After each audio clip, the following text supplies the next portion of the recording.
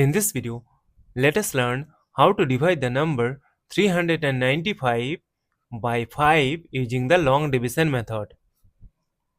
See that 3 is less than 5, so we will consider the number 39. We know that 5 times 7 is 35. Subtract, we get 4. Now 4 is less than 5.